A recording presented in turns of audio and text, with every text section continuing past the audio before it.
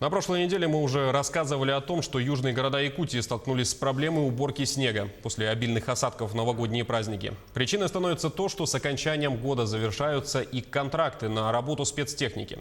Такая же ситуация сложилась и в Ленске. Подробнее о проблеме в материале Анны Кожевниковой. В Ленске зима не бывает бесснежной. 2020 год в первую очередь принес Ленску обильный снегопад.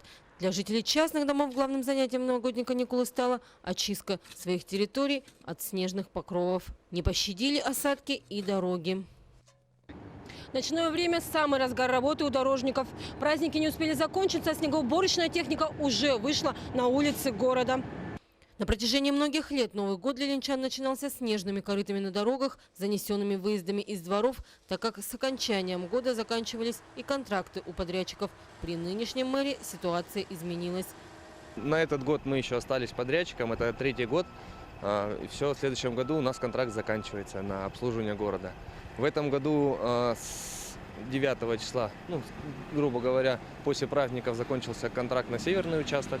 Это микрорайон Северный. И все улицы от Заозерной, все прилегающие улицы, это относится в один и тот же контракт.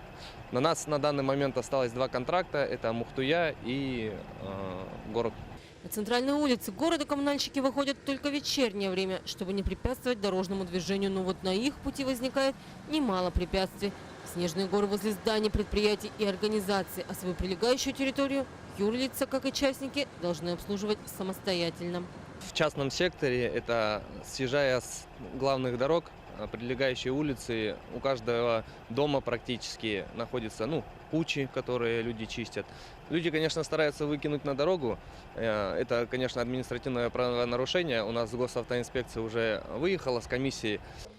Не дремлет и административная комиссия. После обращений подрядчика, обслуживающего дороги, надзорные органы отправились с проверкой. И действительно были установлены факты нарушений. В основном это крупные магазины по улице Первомайской, Заозерной и территории возле центрального рынка.